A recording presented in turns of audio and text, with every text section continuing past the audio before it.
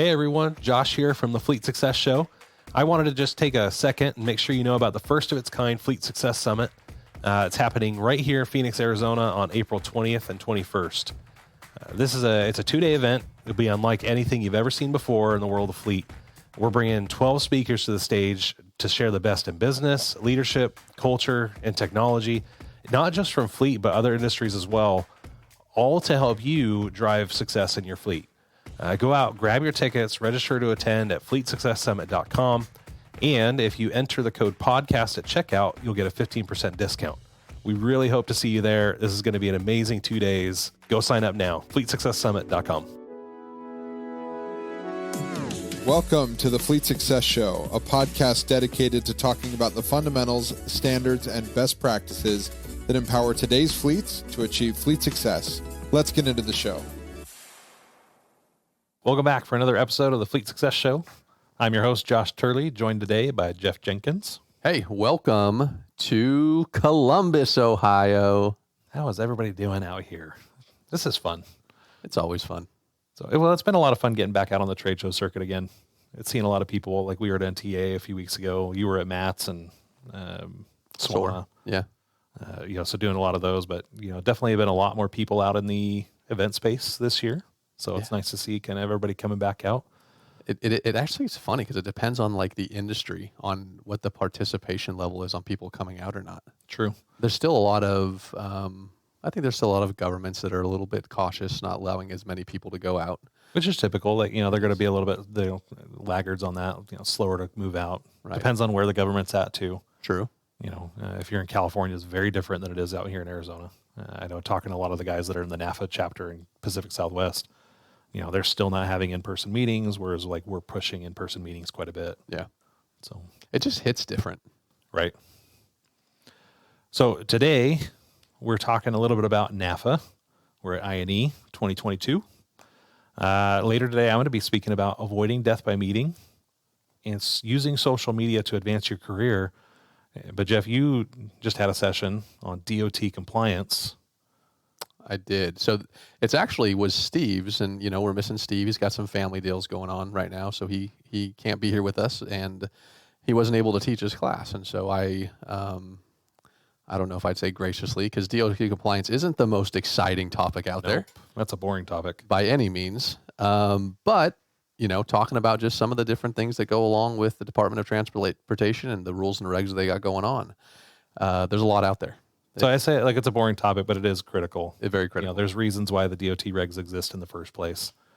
And so like for people who didn't attend that class or weren't able to come because it was like a special add-on, what are some things that you talked about in that class? Well, I mean, we talk about to start from the basics, and the basics talking about how you've got to get registered with the Department of Transportation, and we go into how we do that. But then we go into certain things like that are requirements with the Department of Transportation and the rules you have to follow. And I speak from a trucking background, so a lot of times when I talk about just different DOT rules when it comes to compliance, it is from that trucking space. Right. But there's certain things that you have to do when you're running a trucking company, as far as, random drug tests and how you have to do, your background tests. You have to go through and do the motor vehicle division backgrounds to get back, hey, what are the violations they've had? We talk about CSA scores and what the different categories are.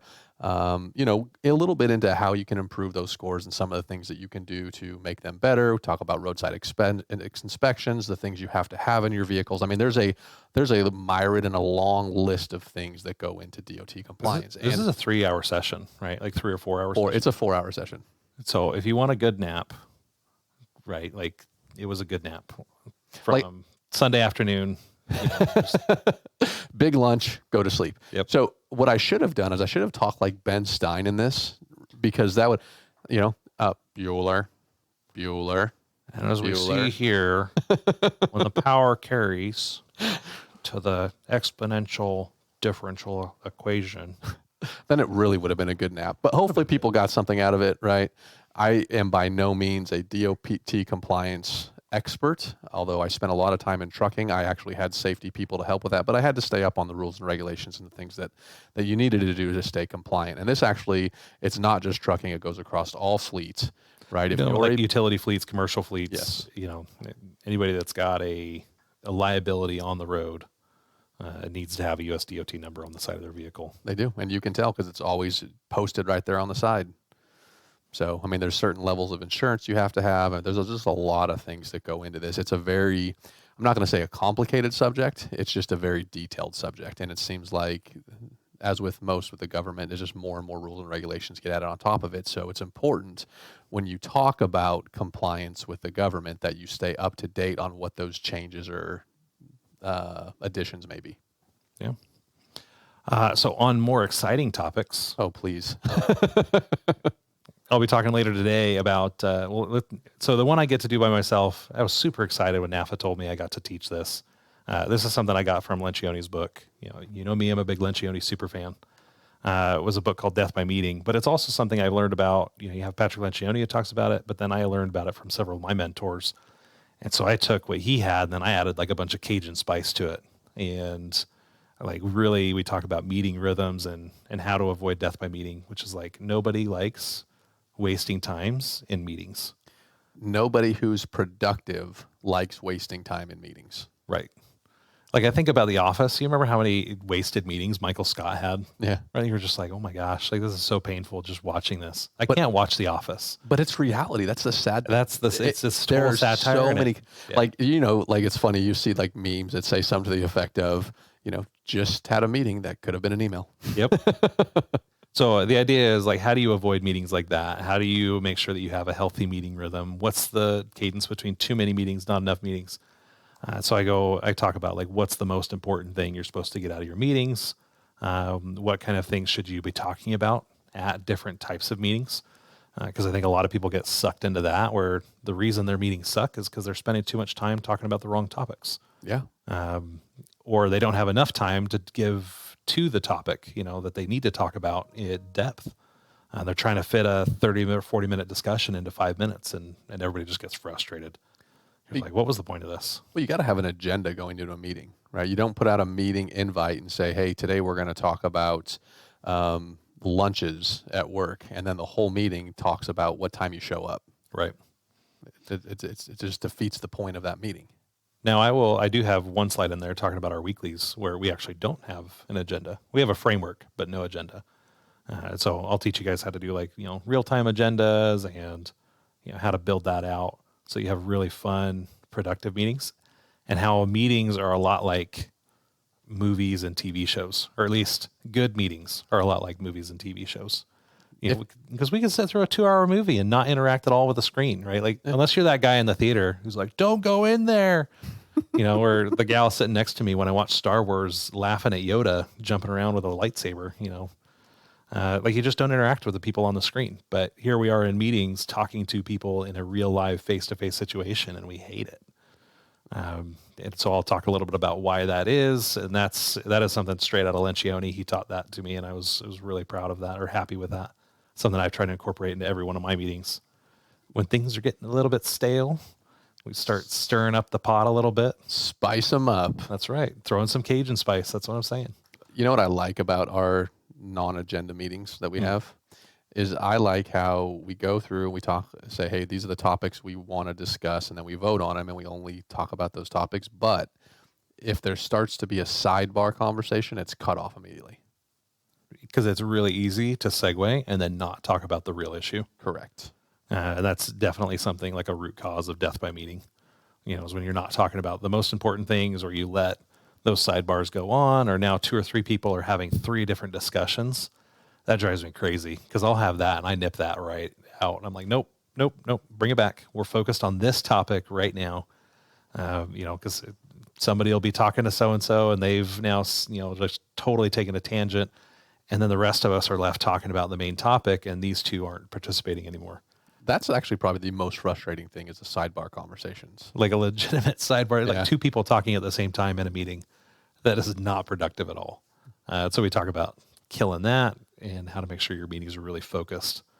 It's going to be a fun hour. So I'm looking forward to it. Do you, this is like kind of on topic, kind of not on topic. Oh, do you great. recommend when people are in meetings that they take notes? Yes. Well, so and I teach people, I'll talk about this in my session this afternoon, but taking notes, but really not, the notes aren't as important as capturing decisions. Okay. Right, like capturing the outcomes and the takeaways. Like, what are the things we need to know and the things we need to do? For one, like you have somebody that just like records all the minutes of the meeting. Yeah. And I know like some people like you have to record the minutes because it's required by your charter or whatever. Right. People want to be able to review that and look at that. But for the most part, like how many people actually go back and look at the minutes of last meeting? None. None. And some meetings like, well, we're going to spend the first 30 minutes reviewing the last minutes from the last meeting. Well, wait a minute. We already did that meeting. Why are we doing it again? It just is a total waste of time. Yeah. I don't typically take notes on the meeting. I'll write down like my takeaways or tasks that I have to do after the meeting. But I used to get really upset when I would call a meeting and no one would bring in like a pen and paper and a pad. Right. To jot notes down, and maybe they've all got photographic memories. I don't know, but it made me always feel like whatever we're talking about just isn't important. Isn't important enough to keep and store and stuff like that. Right. I do like to institute a no laptop, no phone rule in my meetings. Yep. People will pull up their laptops and pop something out in front of them, and as soon as that, like they've disengaged. Oh yeah. And now the people that you need, like this should be the most important topics that you guys are dealing with right now, facing your business, facing your fleet. And if somebody's got their laptop open, now unless they're taking notes, because I've had that happen before, but I'd honestly rather them like take it in their pen and paper and then transfer it because it's too easy to get distracted. That's why I don't like Zoom meetings. It's because it's too easy to get distracted by everything else going on, email notifications, Teams notifications, whatever, that you forget what you're there for and you forget the purpose of why you're even in that room in the first place, which is to listen, weigh in, buy in, make a decision. Yeah. That's actually why I don't like virtual conferences or meetings as well, because you don't pay attention. Nope. You're multitasking the heck out of that. It's in the background, but you're not giving it any credence. It's just side noise. Is all it ends up being. It's a lot less value. Yeah. So as far as notes go, like I like notes, but I'm more interested in what were the decisions and what are the tasks. And then I'm fine if you want to follow up next week. In fact, I think this is a key part of having healthy meetings and accountability. Follow up the next week with, hey, this is what everybody agreed to do. Where did we end up? Like, did we do what we said we were going to do? Did we miss anything? Is there anything we need to go fix? Sometimes it's easy to like, wait a minute, didn't we say we were going to do that 2 or 3 weeks ago? And then you forget about it. And so like building those systems of accountability into your meeting structure is a really good practice. Agreed. The next session I'm teaching this afternoon I get to actually co-teach with one of our super fan listeners, Michael Braband. He's been a guest on our podcast before. He has. Hey, Michael. And we're actually going to be talking about all leveraging social media to help advance your fleet career. A lot of people in fleet, I see quite a few people on social media, but a lot of people don't know how to use social media or haven't been exposed to it.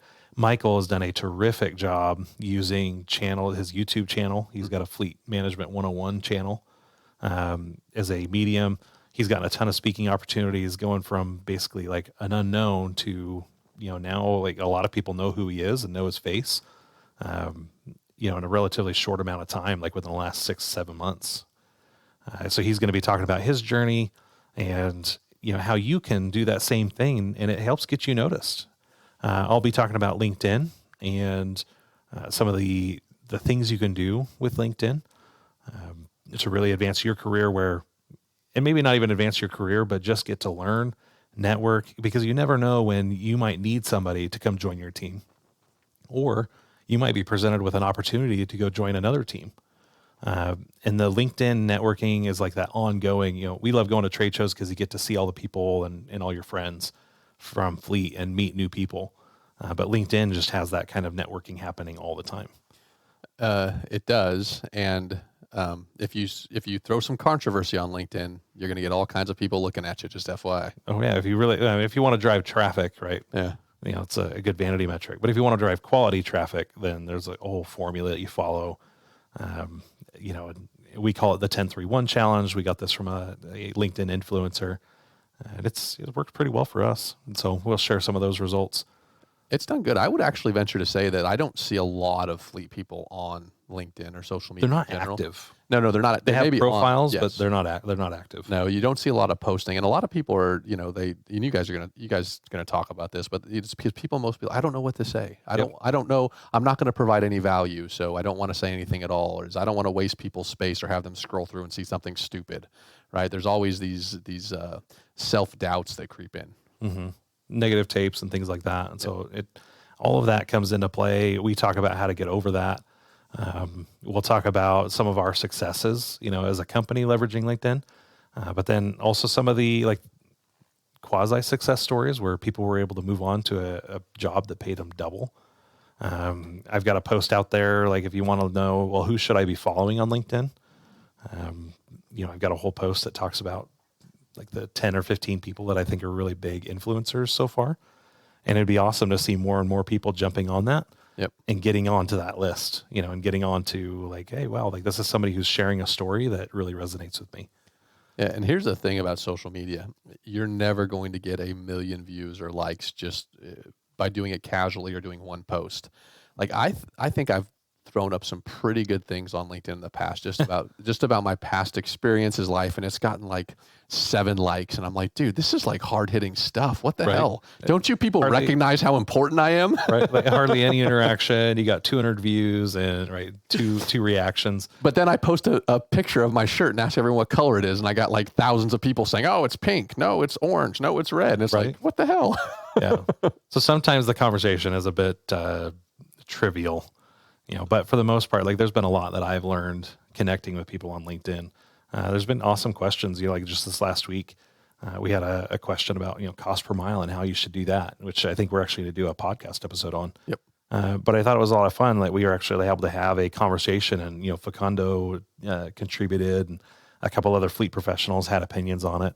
And so like having that type of conversation. NAFA is interesting because they have a whole communities page, which is another extension of social media that not a lot of people tap into, online forums, things of that. And so that's what that session is going to be all about is, ways that you can expand your influence and be influenced by people in the community digitally, using social media and using those platforms that are available to us now that we never had before. I bet you I learned something almost every day on LinkedIn just by scrolling through. Yeah. At least one thing. Yeah. There's a lot. Like it's definitely gotten, I will tell you, in the last year or two, it's definitely gone from being more of a like strictly business environment to a lot more personal, and not necessarily a Facebook environment, but it's definitely brought the personal side to business. I think that helps relate it to people better. Yeah. Right. So I'll tell stories about something that happened to me or my kids or whatever, but then I'll try and add a business principle behind it, because I think people get a better understanding when you make it more realistic. Right. All right. Well, that's going to wrap it up for us today. Hopefully we'll see you guys at our session later this afternoon. If not, we've got our fleet success coming up next week. Oh my goodness. This thing has come so fast. It's awesome. I heard there's a pinch hitting speaker that's going to be there too, who's just phenomenal. Just FYI. Phenomenal. So, although I will admit that they put me to sleep one time. So, I don't know how phenomenal they are, but probably not that much. Mesa, Arizona, April 20th, 21st, literally next week, fleetsuccesssummit.com. It really is going to be awesome. We've got the book coming out. We just looked at proofs last week. We should be, by the time we get back to the office, we should have prints in our hands. We're going to be handing those out at the Fleet Success Summit. Would love to see you guys have a copy of that. And until then, I guess next time. Peace out. Thanks for joining us on this episode of the Fleet Success Show. If you liked our show, we'd appreciate your 5-star review. Be sure to subscribe anywhere you listen to podcasts and come hang out with us anywhere on social media at Fleet Success. See you next time.